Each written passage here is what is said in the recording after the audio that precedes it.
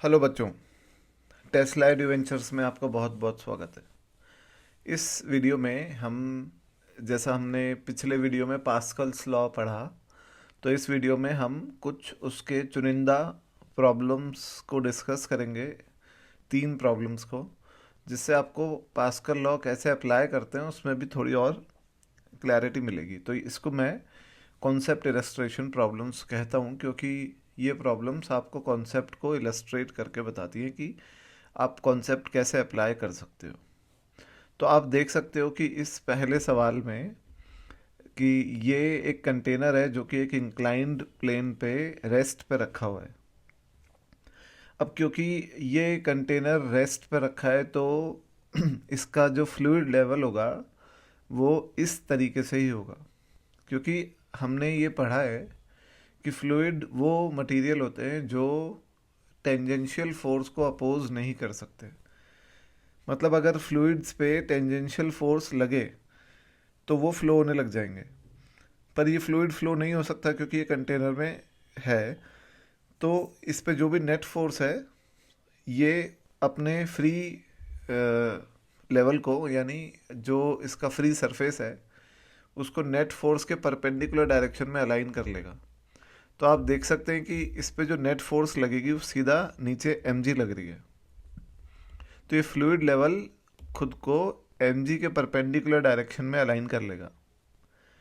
तो ये इस तरीके से हॉरिजॉन्टल लेवल पे फ्लूइड लेवल रहेगा, फ्री सरफेस। तो अब यहाँ पे हमें बताना है कि ये जो पॉइंट ए और बी है, इनका प्रेशर डिफरेंस क्या होगा। और हमें जो वेरिएबल्स गिवन है वो गिवन है रो, बी और थीटा।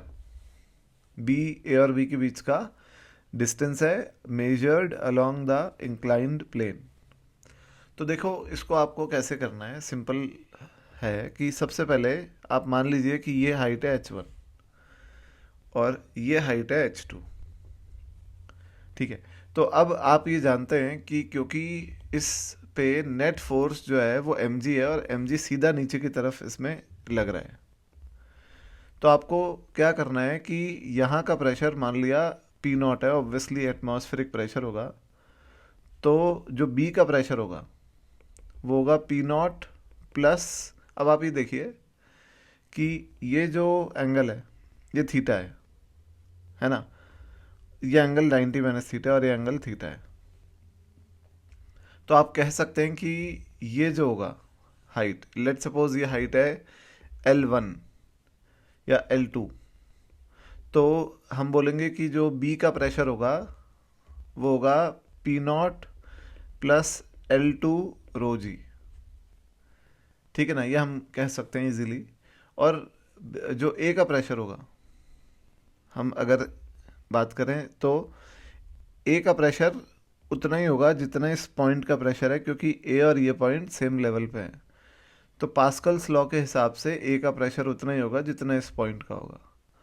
और हम ऑब्वियसली अगर इस लेंथ को L1 कहें, ये जो लेंथ है, तो जो प्रेशर ए का होगा पी ए, वो होगा पी नॉट प्लस, मैंने ये 2 बार पी नॉट लिख दिया, सॉरी। तो ए का प्रेशर होगा पी नॉट प्लस L1 रो जी। और जैसा आप देख पा रहे हो कि कॉमन फैक्टर पी नॉट है, रो जी है, और L2 L1 से बड़ा है, तो पी बी पी ए से बड़ा होगा। तो P B minus P A, जो हमें ये डिफरेंस निकालना है, वो होगा L2 माइनस L1 रो जी। अब यहाँ अगर हम बात करें कि L2 क्या होगा, तो L2 होगा आप देखिए कि L2 की वैल्यू होगी H2 कॉस थीटा और L1 की वैल्यू होगी H1 कॉस थीटा। तो P B minus P A जो होगा वो होगा H2 माइनस H1 और cos theta into rho g. तो ये जो है ये डेल्टा पी है, डीपी, और डीपी हो जाएगा डी एच, मैं इसको डी एच मान रहा हूँ H2 माइनस H1 को, इंटू कॉस थीटा रो जी। पर हमें तो बी के टर्म्स में लेके आना है आंसर, क्योंकि हमें बी इन्वॉल्व करना है। तो आप ये गौर कर सकते हैं कि अगर मैं अलग से एक पेज लेता हूँ और मैं एक बार इंक्लाइन प्लेन फिर से बनाता हूँ,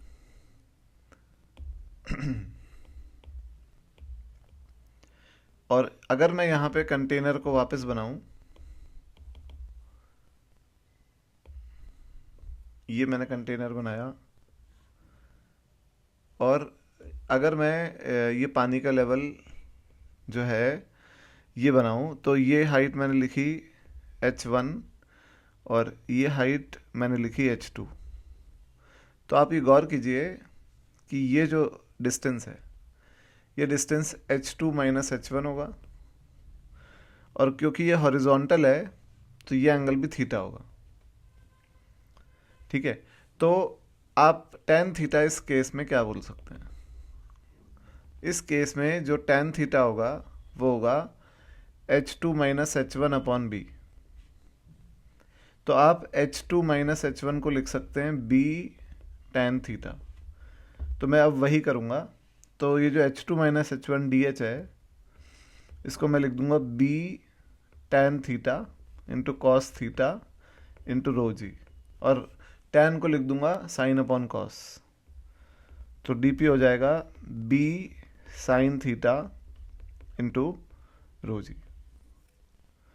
तो ये हो जाएगा प्रेशर का difference at points A and B. ठीक है बच्चों, अब हम बात करते हैं नेक्स्ट प्रॉब्लम की। तो ये जो प्रॉब्लम है, यहाँ पे आपको करना ये है कि हमने एक ट्यूब में, जो कि सर्कुलर ट्यूब है, उसमें इक्वल वॉल्यूम प्रपोर्शन में दो अलग अलग लिक्विड भर दिए हैं। तो ये अलग अलग लिक्विड का मतलब है कि दोनों के लिक्विड की डेंसिटी अलग अलग है, और आप ये देखिए कि दोनों लिक्विड मिलके जो है वो 180 डिग्री एंगल को कवर कर रहे हैं। यानी अगर वॉल्यूम इक्वल है तो ये एक लिक्विड 90 डिग्री एंगल पे फिल हुआ है और दूसरा भी 90 डिग्री एंगल तक फिल हुआ है। तो इस क्वेश्चन में क्योंकि डेंसिटी अलग अलग है, तो ये दोनों सेम लेवल पे नहीं रहेंगे। मतलब इनको मिलाने वाली लाइन, इनके टॉप लेवल्स को मिलाने वाली लाइन हॉरिजॉन्टल नहीं होगी। अगर डेंसिटी सेम होती तो हॉरिजॉन्टल होती। तो हमें बताना है कि ये एंगल कितना होगा जिसमें ये इक्विलिब्रियम में रहेंगे। तो देखिए, इसको करने का जो तरीका है वो दो तरीके हैं। एक तो आप प्रेशर को लिख सकते हैं।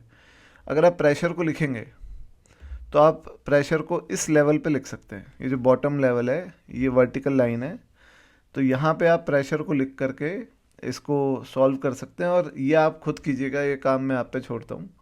पर मैं आपको एक, ये थोड़ा सा क्वेश्चन लंबा होगा। मतलब यहाँ आपको क्या करना है कि ये हाइट निकालनी है फ्री लेवल से। मान लीजिएगा कि यहाँ पे प्रेशर है P0, ट्यूब के अंदर जो खाली जगह है वहाँ पर। तो यहाँ का प्रेशर आप लिख लेंगे एच के टर्म्स में, और रेडियस R मान लीजिएगा, R कैंसिल होगा। और फिर आप इस से यहाँ का प्रेशर लिखिए बॉटम तक का। अब यहाँ पे इम्पॉर्टेंट है, ये ध्यान रखिएगा कि इस लेवल तक की हाइट अलग लेनी है क्योंकि इसका रो अलग है, और ये जो इतना सा लेवल है इसका हाइट अलग लेनी है क्योंकि इसका रो अलग है। तो जब आप प्रेशर यहाँ लिखेंगे तो यहाँ से तो आपको ये हाइट लेनी है, और यहाँ से ये वाली हाइट h1 रो 2g और ये h2 रो 1g ये लिखना है। तो ये आप खुद कीजिएगा ट्राई, ये मैं आपको आप पे छोड़ता हूँ। पर मैं आपको दूसरे तरीके से इसको बताता हूँ। तो दूसरा एक थोड़ा सा स्मार्ट मेथड है, क्योंकि ऑब्वियसली हमारा काम ये भी होता है एग्ज़ाम में हमारा। इनफैक्ट मैं तो कहूँगा कि मॉरल रिस्पॉन्सिबिलिटी होती है कि हमको क्वेश्चन को शॉर्टेस्ट टाइम में करना है, तभी हम उससे जस्टिफिकेशन करेंगे। तो मैं यहाँ पे सबसे पहले एक वर्टिकल लाइन बनाता हूँ। तो मैं आपको एक छोटा तरीका बता रहा हूँ। तो ये मैंने एक वर्टिकल लाइन बनाई है ना। अब वर्टिकल लाइन का मतलब आप समझते ही होंगे। और अगर मैं ये ऑब्वियसली कह सकता हूँ कि जो लिक्विड है, क्योंकि ये एक लिक्विड यूनिफॉर्म है, यानी इसकी डेंसिटी कांस्टेंट है, तो इसका जो सेंटर ऑफ मास होगा वो कहीं ना कहीं इस लाइन पे होगा। ये जो लाइन है, ठीक है ना। तो इस लाइन पे इसका सेंटर ऑफ मास मैंने मान लिया यहाँ है, ठीक है। और या तो मैं ऑल्दो मुझे पता है कि इसका सेंटर ऑफ मास यहाँ नहीं होता, यहाँ पे ये आर्क का सेंटर ऑफ मास हमें पता है कि फॉर्मूला कुछ होता है, पर मैं मान लेता हूँ ऐसे ही थोड़ा सॉल्व करने के लिए इजी होगा, या अगर मैं ना भी मानूं तो मैं मान लेता हूँ कि यहाँ है इसका सेंटर ऑफ मास और एम जी यहाँ लग रहा है इसका, तो ये m1g लग रहा है। और ये जो ये वाली लेंथ है ये मैंने मान लिया r रेडियस, ठीक है, गौर कीजिएगा आप। और इसका सेंटर ऑफ मास ऑब्वियसली बीचों बीचों का। अब देखिए ये इंपॉर्टेंट है कि सेंटर ऑफ मास ये तो पक्का है कि एंगल बाइसेक्टर पे होगा, तो ये एंगल जो होगा ये 45 डिग्री होगा, क्योंकि ये लिक्विड 90 डिग्री तक भरा हुआ है, ये देखिए आप। तो ये एंगल 45 डिग्री होगा, एंगल बाइसेक्टर पे सेंटर ऑफ मास होगा, यानी सेंटर ऑफ ट्यूब और सेंटर ऑफ मास को कनेक्ट करने वाली लाइन इस लिक्विड की एंगल बाइसेक्टर होगी, है ना। तो ये एंगल 45 डिग्री होगा। तो यहाँ पे भी आप देखिए कि ये एंगल 45 डिग्री होगा और ये एंगल भी 45 डिग्री होगा, और ये लिक्विड अलग है तो ये m2g लग रहा होगा। अब आपको करना क्या है कि क्योंकि ये पूरा सिस्टम स्टेशनरी है, रेस्ट पे है, तो आपको टॉर्क बैलेंस करना है सेंटर के अबाउट।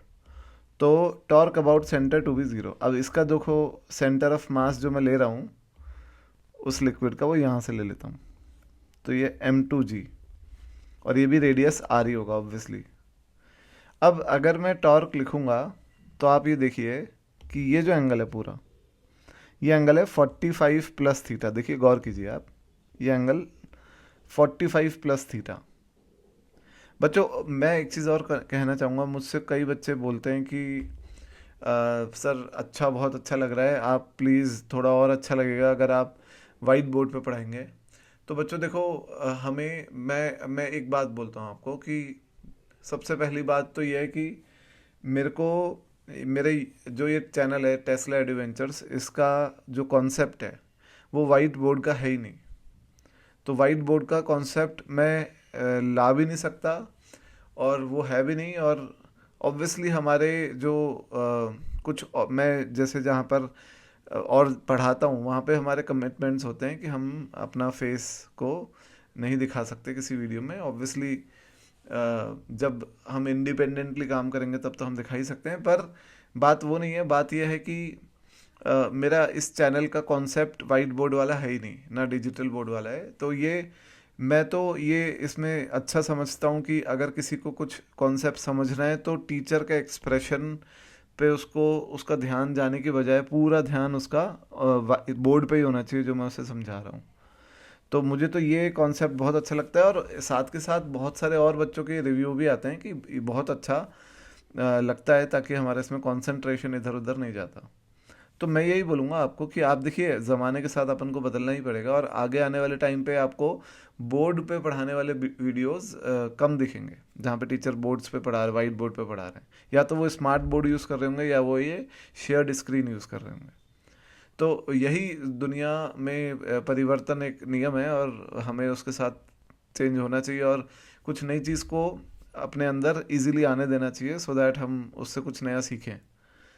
तो मैं आपसे ये रिक्वेस्ट करूँगा कि आप लोगों की ये रिक्वेस्ट मैं एक्सेप्ट नहीं कर सकता, क्योंकि मेरा ये पूरा जो जर्नी है ये इन्हीं वीडियोस की रही है, और मैं पूरी जर्नी को एकदम से अब बदल नहीं सकता। तो कॉन्सेप्ट तो यही रहेगा। बाकी जैसा मुझे कई बच्चों ने बोला कि आप हिंदी में भी वीडियो बनाया कीजिए, तो मैं इसलिए सारे वीडियोस की हिंदी डबिंग भी कर रहा हूँ अब। तो ये तो मैंने किया क्योंकि ये तो ऑब्वियस है, क्योंकि बच्चों को, कई बच्चे हिंदी में एकदम इजीली समझ पाते हैं चीज़ों को, उनका लिंक भी बन पाता है अच्छे से। तो ये एक सही बात है, पर अब मैं उस चीज़ को इम्प्लीमेंट नहीं कर सकता क्योंकि मैं बहुत दूर आ चुका हूँ अब चैनल पे। तो माफ़ी चाहूँगा मैं उससे आपसे उसके लिए। तो अब इसकी बात हम क्वेश्चन के आगे करते हैं। तो ये जो एंगल है, ये एंगल है 45 डिग्री प्लस थीटा, और ये जो एंगल है देखिए, अब अगर आप ये एंगल देखेंगे तो ये एंगल है 45 डिग्री माइनस थीटा। तो अब आपको करना ये है कि टॉर्क लिखना है। तो टॉर्क आप कैसे लिखेंगे? तो देखिए ये आर का ये जो डिस्टेंस होगा ये वाला, ये होगा आर कॉस 45 प्लस थीटा। तो m1g का टॉर्क होगा m1g into R cos 45 plus theta, ठीक है। और इसका टॉर्क होगा m2g into R cos 45 minus theta, और वो दोनों torque m2g into R cos 45 minus theta, और ये दोनों टॉर्क बराबर होंगे क्योंकि ये दोनों लिक्विड रेस्ट पे हैं। अब आप मास को क्या लिख सकते हैं, वॉल्यूम इनटू डेंसिटी। अब क्योंकि वॉल्यूम बराबर है तो वी को, वॉल्यूम को मैंने वी लिख दिया, पहले वाले की डेंसिटी को मैंने रो 1 लिख दिया, और ये हो गया cos 45 minus theta, in fact plus theta, और दूसरे वाले की डेंसिटी को रो 2 लिख दिया और वो हो गया कॉस 45 माइनस थीटा। अब वी से वी कैंसिल कर दिया और हमें बताना था थीटा कितना होगा। तो ये इजीली सॉल्व आप कर सकते हैं कि देखिए, इसको आप लिख सकते हैं, ओपन करिए तो cos A plus be open होगा, cos A cos B minus sign A sine B, तो ये होगा cos theta minus sine theta. और देखिए 1/√2 कैंसिल कर दिया मैंने दोनों तरफ, और यहाँ पर आएगा cos theta plus sine theta, ठीक है ना। तो नेक्स्ट पेज यूज़ करते हैं। तो रो 1 अपॉन रो 2 जो है वो आएगा cos theta plus sine theta upon cos theta plus sine theta upon cos theta minus sine theta, cos theta minus sine theta.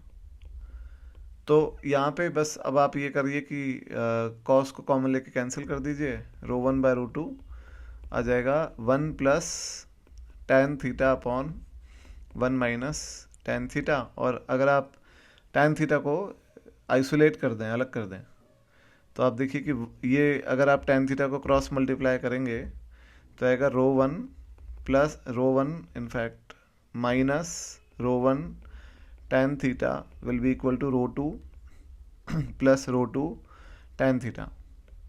तो रो 1 प्लस रो 2 कॉमन आ जाएगा उधर, और उधर हो जाएगा tan थीटा, और इधर आ जाएगा रो 1 माइनस रो 2। तो tan थीटा आ जाएगा रो 1 minus rho 2 upon rho 1 plus rho 2।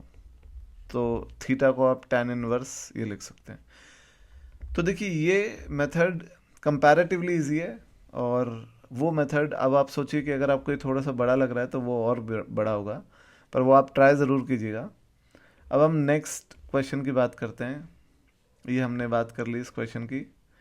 तो इस क्वेश्चन में ये देखिए, ये इम्पॉर्टेंट है कि ये ट्यूब्स हैं अलग अलग, और इसमें 3 अलग अलग लिक्विड फिल्ड हैं, रो 1 रो 2 रो 3 डेंसिटी के। पर ये एंड ओपन है, ये दोनों एंड क्लोज्ड हैं, और ये एंड ओपन है। पर लिक्विड ना तो इधर से बाहर आ रहा है ना इधर से बाहर आ रहा है। हाँ, आपने सही सुना कि लिक्विड यहाँ से भी बाहर नहीं आ रहा है, तो आप इस पर ध्यान दीजिएगा।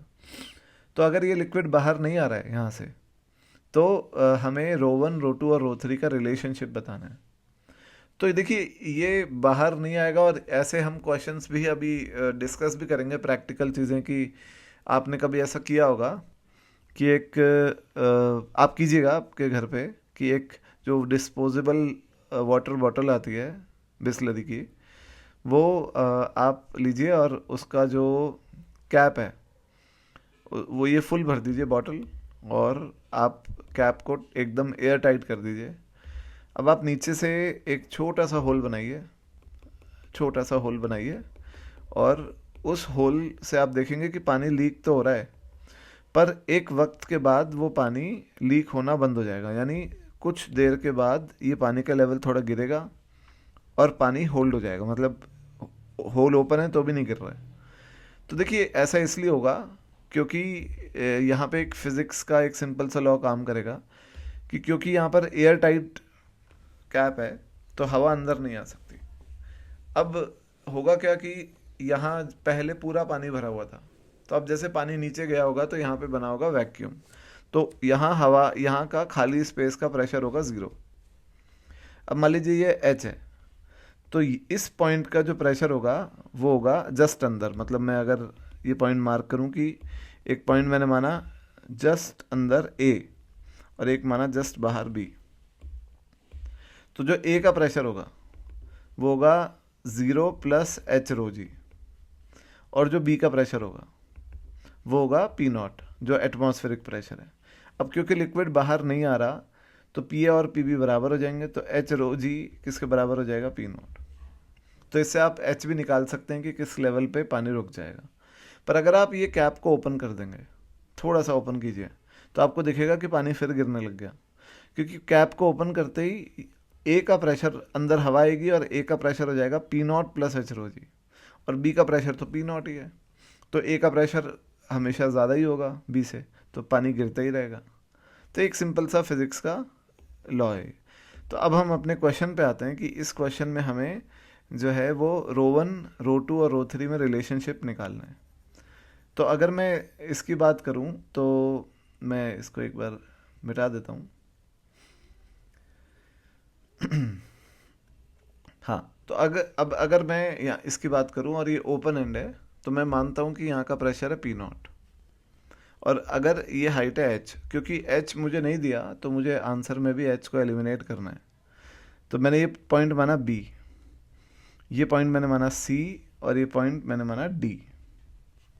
अब जो बी का प्रेशर होगा, प्रेशर एट बी, वो होगा P naught plus h rho 1 जी, है ना, P naught plus h rho 1 जी, ठीक है। और जो डी का प्रेशर है वो पी नॉट ही होगा, क्योंकि डी के जस्ट बाहर एटमॉस्फेरिक प्रेशर है, और क्योंकि लिक्विड बाहर नहीं आ रहा तो अंदर और बाहर का प्रेशर बराबर होगा। और डी के प्रेशर को मैं ये भी लिख सकता हूँ कि वो होगा सी का प्रेशर प्लस ये एच, अगेन ये एच है, एच रो 3 जी, ठीक है ना, ये हो गया आपका डी का प्रेशर। अब अगर मैं बी और डी में रिलेशनशिप लिखूं तो मैं ये बोल सकता हूँ कि सबसे पहले सी का प्रेशर होगा P naught minus h rho 3 जी, और जो बी, देखिए बी सी के नीचे आ रहा है, तो बी का प्रेशर को मैं लिख सकता हूँ सी का pressure plus h rho 2 g, ये एच ये रो 2 जी। तो पी बी और पी सी की वैल्यू मैं यहाँ रख सकता हूँ, तो P naught plus h rho 1 g बराबर P C is P naught minus h rho 3 g plus h rho 2 g.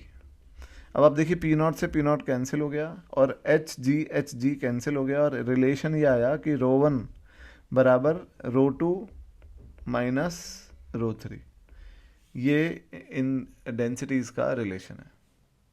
तो बच्चों ये एक बेसिक कॉन्सेप्ट इलस्ट्रेशन प्रॉब्लम थे पास्कल लॉ को डेमोस्ट्रेट करने के लिए। नेक्स्ट वीडियो में हम पास्कल लॉ का एडवांस एप्लीकेशन लेके आएंगे। Thank you.